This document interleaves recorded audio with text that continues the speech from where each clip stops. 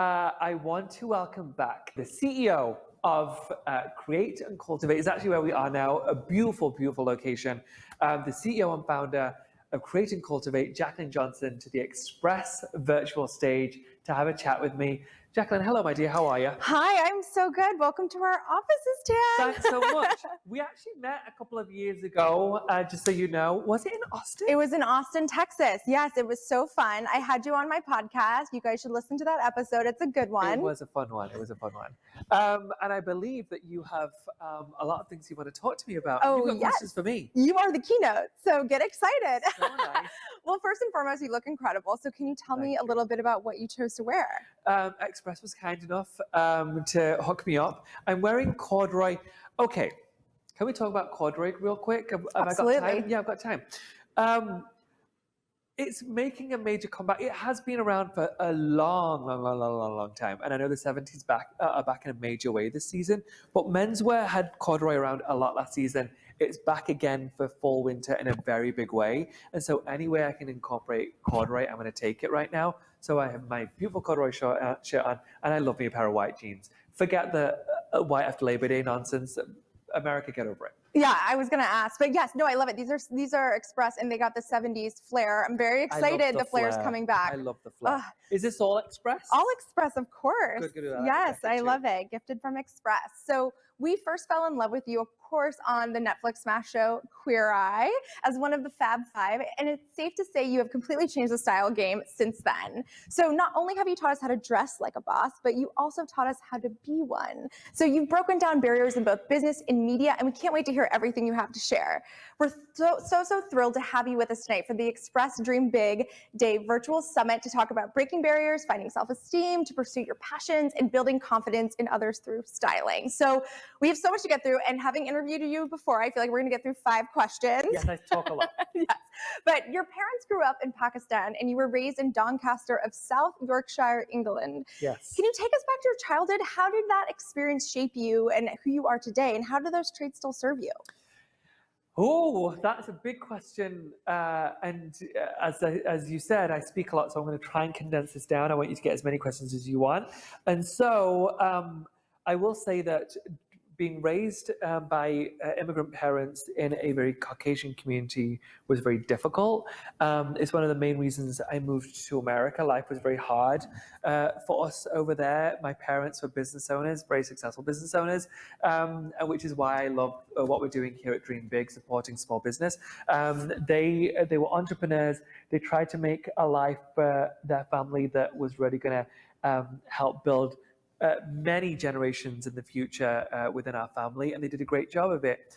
However, being somebody of color in a small town that's predominantly Caucasian is very, very difficult. We suffered a lot of real hate towards us. However, it made me strong. Like, it made me really want to prove myself and show people, yes, I know you think I don't belong here, but see what I can do. I know that sounds lame, but that is a really big motivator for me. When people tell me I can't do something, I just smile and say, okay, watch this. And so my upbringing was very important. It was difficult, but it made me who I am today. Absolutely. And you've been breaking barriers as one of the very first openly gay South Asian men on a major show. So how did you prepare for that super public role on television? What did you learn about yourself during the process? I cried a lot, a lot. It was super intimidating. I've said this before, I'm going to say it again. You don't want to be the first at something. I know it seems like, oh, I'm going to be the first at this, or I'm going to be the first at that. And I'm not the first South Asian ever on TV. I'm one of the first South Asian Muslims on a global platform, which means that when somebody hates me, they hate me worldwide. So I can't really run away. Like, I can't just go somewhere else and be like, oh, I can hide here. That's not the case with a show like Queer Eye. And so that is really intimidating, knowing that you're lending your voice and your image to a whole demographic of people is incredibly difficult, because people then assume you speak for all people that are represented within the LGBTQ community, the gay community, the Muslim community, the brown community, the immigrant community, the British community. The amount of times that pressure is put on me to be perfect is really stifling. And it still is. It doesn't get easier. I've only been in this for 2.5 years.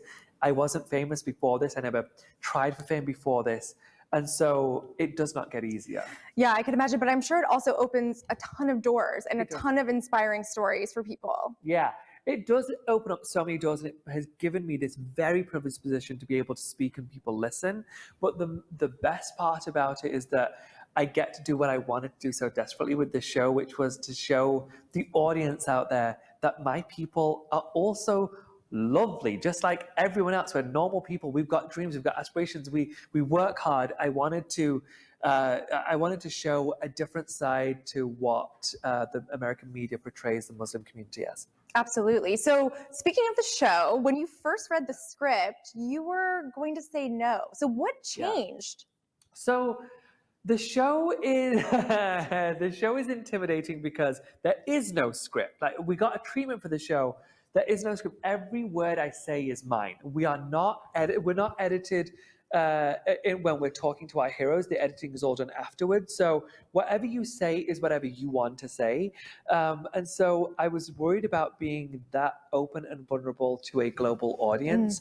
And so that was the main reason I didn't want to be in entertainment. I didn't want to be the person that I am now. However, now I'm so grateful that I did it because I love it. It's just scary when you don't know what you're letting yourself in for. Of course, and it's unscripted. You're going into it just kind of winging it. It's actually easier, I think, if you have a script, because nobody ever, let's say, for example, I don't know, Lawrence. Nobody ever knows what her true personality is or what her opinions are on every little thing in life. I think you can find an interview somewhere of literally everything you might want to know about what I think of a situation. I've answered the questions somewhere. And so it's a lot easier when you can hide behind a character or a script where you're not giving away yourself. I give up all of myself. If you think you know me through Queer Eye, it's because that is me. Yeah, you do. Yeah. In an episode, one of the participants surprised you by asking how you stay so positive after a lifetime of people judging you for who you are. And you actually talk about this a lot in your memoir, Naturally Tan. But I'd love to know, how did you develop such a strong sense of self, and where does your confidence stem from? I will say that I had a kid ask recently, and it was so sweet. They asked me how I seem so confident every day. I'm not confident every day. It's actually probably about 10% of every day I'll be like, oh no, feel good about yourself because of these reasons. The majority of the day I'm beating myself down, and I'm trying to remind myself, don't do that, don't speak negatively about yourself. And so confidence is something that really is an ongoing process, and it's something you have to remind yourself to practice every day, and to highlight the things about yourself that you like about yourself. And so what I will say is that what you see in the public eye is me being my most upbeat self. That isn't always the case. Often I'm giving myself a pep talk behind the eyes, like, come on, silly, like, why did you screw up that word? Why did you stumble on this? It is a constant process of trying to convince myself that I'm worthy of all of this. Yeah, confidence is a constant battle, I feel like, in that way. But also, we shouldn't be so hard on ourselves. Absolutely. And the funny thing is, I'm the first one to tell people, everyone in my life, including people I help on the show, like, don't treat yourself with such hate. Like, actually look at yourself and be kind to yourself. It's so much easier said than done. Absolutely. It's taking your own advice. So you were a small business owner, which I love. You had a clothing line for women called Kingdom and State. So take us back to that time, what you learned along the way, and why it's so important to support small businesses right now. Yeah, so I started my businesses when when the economic crash hit, so around about 2008, 2009. And it was a rough time to start a business.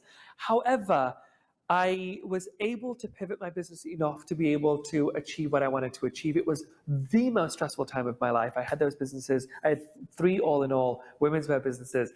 And I had them for a few years. I ended up selling them just before I got Queer Eye.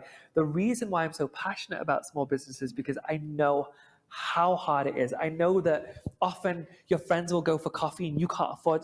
I couldn't even afford coffee in my first 2 to 3 years of business, or I could have afforded coffee, but that would have meant that I would have had to not pay for something in my business, and that wasn't how I wanted to run my business. So I know how difficult small business is, and I know what happens when something out of your control, like this pandemic, hits, and you don't know what to do, and you feel like the world is against you. And so that's why it's so important to be part of Dream Big today. Yeah, and I mean, I love that you tell the story that you started it in 2008, 2009, because I think a lot of people are feeling that same kind of, harkening back to that time when so much innovation came out of that. But small businesses are truly the culmination of people's hopes and dreams, and they need our help right now. All of us can make a difference, and every donation counts, no matter how small. So please consider donating to GoFundMe to support small business community.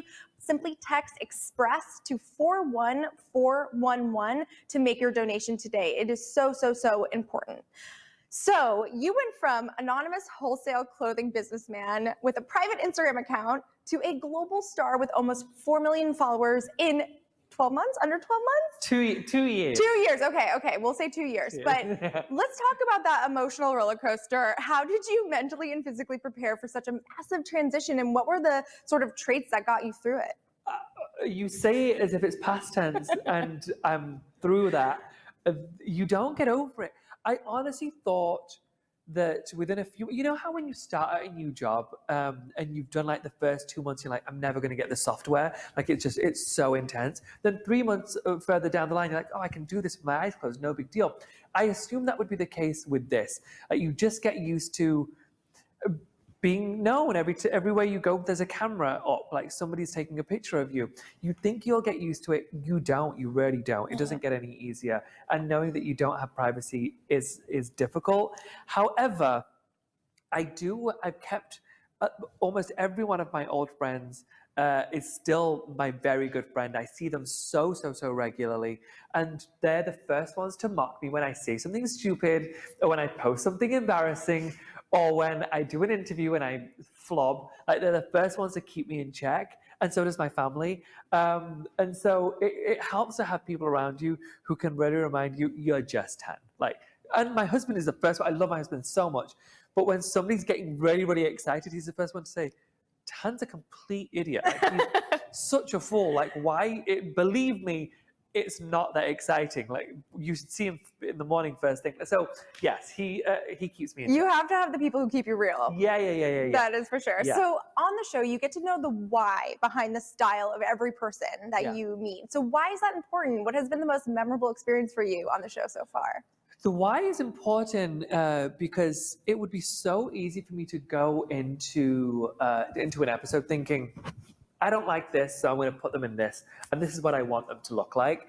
The why is important because you're trying to make sure that this person is happy, that they feel like themselves, that they feel like you've seen them. And so I ask so many questions when I meet the hero. You see at home, I think, 2 minutes, maybe 3 if I have a good long scene. But in real life, that lasts 3 hours. And I'm asking the minutiae. Like, I'm asking questions that they are so bugged by, because I'm asking, what kind of underwear do you wear? What kind of color of underwear do you like? And tell me about your socks. Like, I ask so many questions because I want to know what those things make that person feel. And so by the time we get to the end of the episode, you've seen me on screen for 7 minutes all in all. It's taken 30 hours to get there, to get to the point where you see the closet, the person is in their new outfit, and you see them feeling all confident and fab. That doesn't happen overnight. And it doesn't happen easily. It takes a lot of questioning, really understanding who they are, and making sure that you're offering something that is unique to them, not just putting them in something that you put a random person in. And I want to give you a really good example of it. A couple of episodes in particular. One of them was is a guy called Wesley. He's in a wheelchair. Those pieces had to be tailored to compensate for his wheelchair and the wheels. And so that was a bespoke styling session for him. And then there was a guy in, I think it was season 1, maybe season 2. I'm terrible at remembering what season, the episode is in what season. But there was an episode with a guy called, oh my God, Jason Vogelsing. He was the guy who was the burner, into Burning Man. I would never put the things on him that I put on any of my other heroes. It made sense for him because he was that kind of guy. And so I want to make sure that every hero I deal with, I'm putting them in something that makes sense for them. And I'm going to go on. I'm sorry, I've got a lot to say. I get a lot of hate from people who will say, I don't know why you put her in that. I would never have put her in that. And I just think, yeah, I know, but I'm not dressing you. I know you wouldn't wear that. I'm putting her in this because she told me she likes this cut of dress or she likes this pattern. I'm not dressing you at home when I do a Queer Eye episode. I want to make sure this person is happy based on who they are, not what everybody else thinks that they should wear. Absolutely. And it's honestly kind of an emotional part of the show. You know, Yeah. it isn't just picking out clothes, you know, so you're building confidence in others and you're styling them. So why do you need them to be so open and honest throughout the process as you sort of go through it? With what we're doing on this show, we're not, I'm not, me personally, I care about the wardrobe. I absolutely care about the wardrobe. But the wardrobe isn't really the thing for me. The thing for me is using that wardrobe or clothes to really help them feel like the best version of themselves. The fact that they can open up to me and be really honest and vulnerable, and I'm not going to judge them for it. I'm going to try and help them. That is really important. It's not necessarily, did I get her the right slingbacks? I mean, sometimes I make mistakes, sometimes I don't get her the right slingbacks. However, if I leave knowing that she feels amazing, like she feels like I understood her, I cared for her, I listened to her story, not just what she likes with clothes, like who she is as a person, or who he is as a person, or who they are as a person. That's what matters the most. What we're doing is trying to build confidence and build such self-esteem where that person up until this point has not had it. That's the one requirement we're looking for, is people who are just so downtrodden and don't feel like they deserve that love and that confidence. Those clothes are just helping me get to that point. It's amazing though. I mean, and I'm sure the slingbacks were perfect. They usually are. In an interview, you said you don't ever remember seeing gay characters on TV. On-screen representation is so important, and Queer Eye has put you in a position to truly represent that community. So how much would it have changed your life to see someone like you on screen as a child, and how are you helping to change that narrative? If I'd seen a person like me on TV, first of all, I don't think I would be on Queer Eye. I don't think I'd be on TV because there would have been no reason. It was the main motivating factor for me was to offer representation where there was none. I think it would have made me feel less alone. It would have made me feel a lot more hopeful as a kid. What it does to a kid when they don't see a version of themselves in media anywhere is really stunting. There have been gay characters on TV, let's say, for example, Will and Grace, or the original Queer Eye. There were versions of gay people, but they were often Caucasian people, and sometimes, or more often than not, played by straight men. Those characters were played by straight men. There wasn't as much authenticity in it. And having just mostly white men being the version of gay on TV made me feel like there was something wrong with me, that I was alone, that there was nobody in my community who was gay, so there must be a problem, because we don't know where. That really can mess with your mental health as a child, and you feel really scared about what might be because you're the only one you know that's like you. And so my greatest hope for Queer Eye and anything I do publicly is that people feel seen no matter what I represent, whether it be immigrant, Brit, Muslim, South Asian person, gay person, anything that I represent. I hope that somebody watches thinking, if Dummy Tan can do it, I can do it. So looking back on all your success, and obviously it's been skyrocketing, what advice would you give Tan 3 years ago, and why? Cry less on set. Try to make sure you're as authentic as possible and stop trying to be loud and energetic when that's not naturally you. You don't have to be Bobby Caramo, Jonathan, or Anthony. You can just be yourself, and that's fine. And then continue to push for what you desperately wanted at the start of this, for people to feel more seen. I love that. I love that advice. I feel like introverts, it's okay. We love introverts. I am. I think people think that that's a lie, but I'm such a shy person. So funny. Well, you come out amazing when you're on set. So as you know, today's all about confidence and encouraging others to express themselves fully and pursue their dreams. So let's talk a little bit about self-esteem. You know, what does confidence mean to you, and how can you build self-esteem in others and not just yourself? Building self-esteem in others is highlighting the things that are so fantastic about them. I think never be afraid to give a compliment, not necessarily a physical compliment, just a compliment in general of how well they're doing, that them showing up to work that day and crushing it, that's incredible. If somebody showing up to school and getting through that day and remaining positive, that's fantastic. Like pointing out things that one might see as standard as something exceptional. I think I think we need more of that because we're the quickest to knock ourselves down. And when it comes to our own confidence, it's so important that, especially with times like this, that we really are championing our own confidence. I've talked about this many times before, but I'm just going to say it again just in case somebody's out there who hasn't heard it. In the morning when I'm getting ready, I'm brushing my teeth. I'm always in my underwear when I brush my teeth. I don't put my clothes on until after my teeth brush because I want to be able to see myself and say the things that I like about myself physically and mentally. I do not comment on the negative, even though, of course, there are parts of my body I don't love, but I can't concentrate and focus on only the things I like about myself so that for the rest of the day, no matter what life throws my way, I know I have this that I care about, that I like about myself, and nobody can take that away. What a great exercise. I love that. And it's so easy. And compliments 2 are minutes. free. It's the best. It's the best thing you can be doing. So let's talk a little bit about social media. So you appear incredibly confident all the time on your social, but we know that, social media isn't always the reality of what's actually happening. So what self-confidence tips and tricks do you rely on to turn a bad day around? I find those little pockets of joy, the things that remind me of why I do what I do, why I live the life that I live. And so I surround myself with positive people who make me feel good about myself.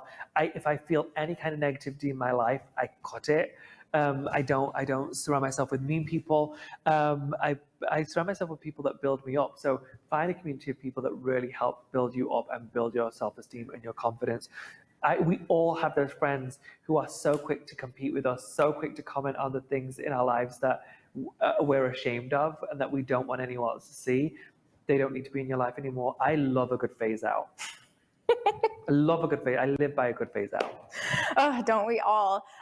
Okay, so let's talk about career a little bit, because confidence, career oftentimes go hand in hand. And being confident in the boardroom, whether you're pitching or doing a job interview or whatever it might be. So how do you build a career where you feel confident? Or what tips do you have for people who are looking to go into that career or job interview or whatever it might be to feel more confident when they go in? Somebody, I wish I could remember which of our panelists it was tonight that said fake it till you make it.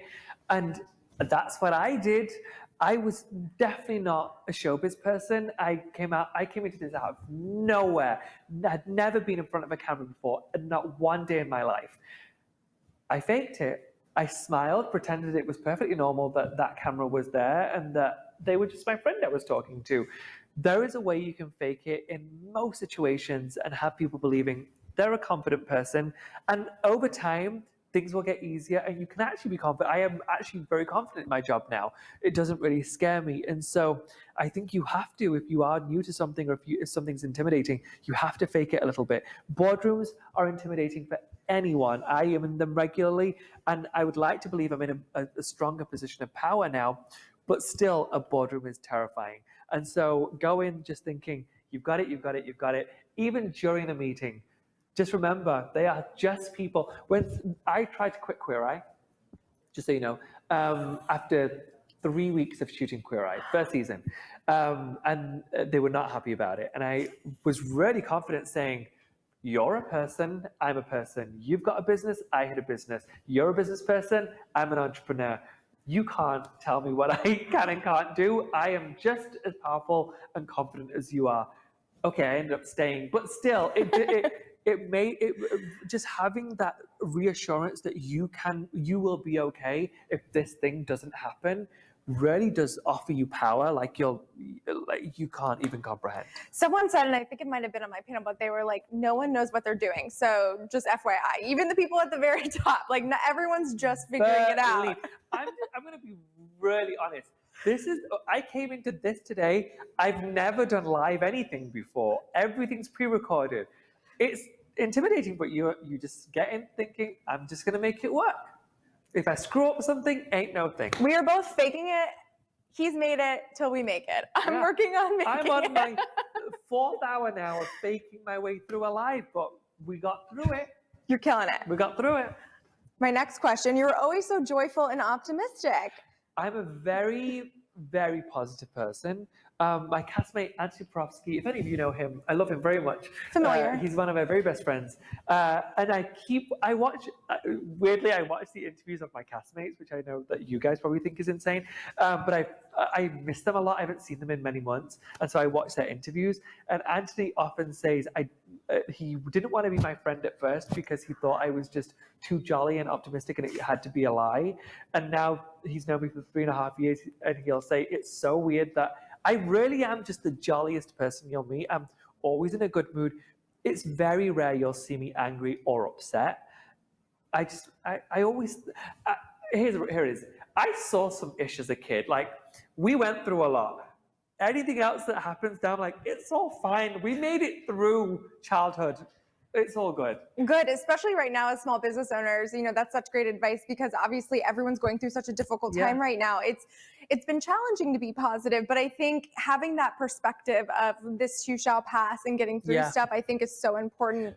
A positive mindset, is important even through those difficult times. And I know it's hard to fake it through those times, but the more you lean into the negativity and the crap of it all. I don't know if I can say crap, but it's live. I can say it. The crap of it all. You really start to believe that, and it's hard to then trudge your way out of that negativity. And especially if you have a business where you have a team, that negativity spreads like wildfire. And so I think you have to remain positive. It's your responsibility as a business owner to fight until the very end, until you've got no fight in you. And part of that is being confident about what you offer your business, what your business offers your community. Absolutely. I mean, truer words have never been spoken. So what are some actions that listeners can take home today to better themselves, improve their self-confidence, and remain positive? Okay, you guys, I know you're going to think it's shallow, but I'm just going to say it. If you've been working from home and you think, I'm just going to keep my sweats on, and you're not feeling great about yourself, it does help to put on something that you would have put on before COVID that used to make you feel good. And I'm not saying put on your Met Gala look, like just something that is a normal outfit, like jeans or, I don't know, a top that you like, a pair of shoes that you really like. Those little things honestly can make you feel so much better. I know you know this when you walk past the mirror and you know you've made no effort. It's 3:30 in the afternoon, you still haven't showered. Like, you know the way you look at yourself in the mirror and you're not kind to yourself. Do yourself a favor. It's the one thing I've said 1,000 times over and I will say it again. And I've said this since I was young. I refuse to be the reason I'm unhappy. Remember that. I refuse to be the reason I'm unhappy. So all I need you to do is just make an effort, and no matter what happens, even if you feel crappy later on during the day, you know you've done all you can to make yourself feel the very best you possibly can. I mean, this is the first time I've worn jeans in probably 6 months, and it feels really good. It feels nice to dress up a little bit. I know that people think it's shallow, but watch what it does to you. Your mental health and the things that you do to positively affect it, there's nothing shallow about that. I agree. I totally agree. So fashion obviously is a notoriously cutthroat industry. What advice do you have for people trying to make it in the fashion industry, you know, today during this time especially?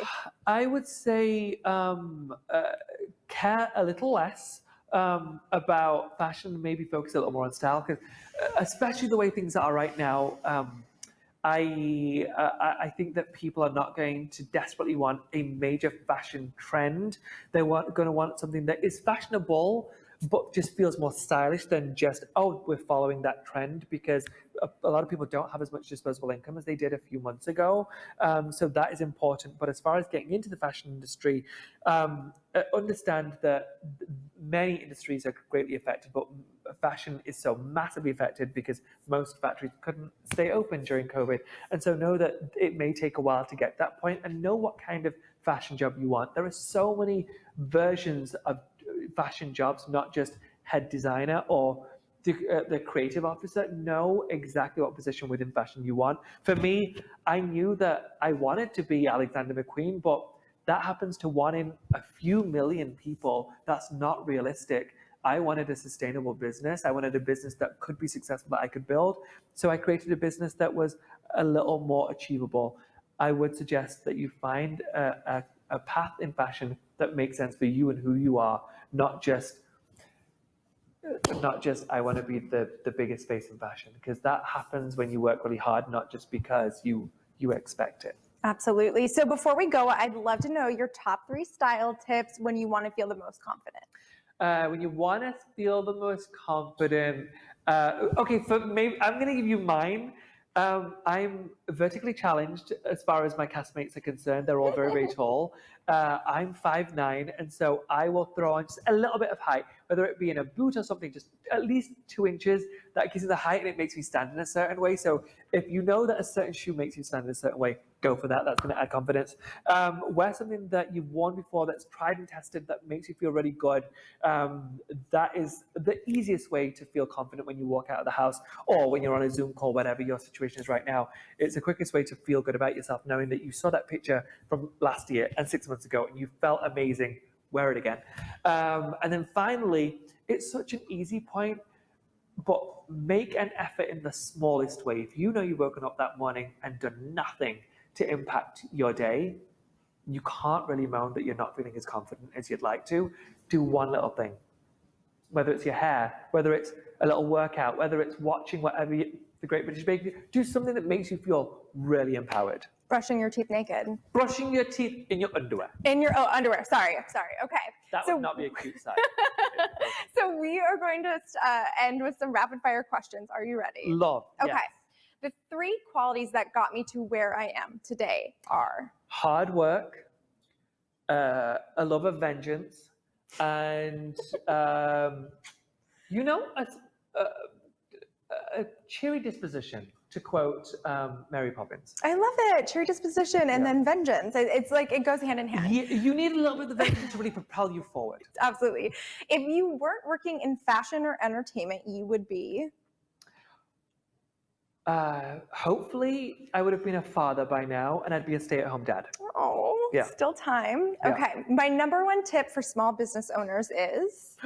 Oh, gosh. I've got so many tips for small businesses. I'm obsessed with small business. I can't give you one. I'm going to give you 2 or 3 or who knows. If you can avoid getting a business loan, just save up the money before you start your business and use that. Don't pay yourself initially. Get a side job, side hustle, whatever, so you can pump all of your money back into your business. And I'll give you just 3. Do something different. If you're trying to do something that is already out there, first of all, that's their intellectual property, back up. And secondly, nobody's interested in what's already out there. Do something new, like offer the world something interesting. Disrupt. It's time for innovation. Yeah. Okay, final question. Self-expression is? Self-expression is brave. It's really brave. It's really daring. You're putting yourself in a position that is open to criticism. It doesn't matter. As long as you've got conviction, express yourself. Love it. There were your questions. That was so easy. So easy. Jaclyn, thank you so much, my love. I really appreciate you, first of all, letting me be in your space. So nice.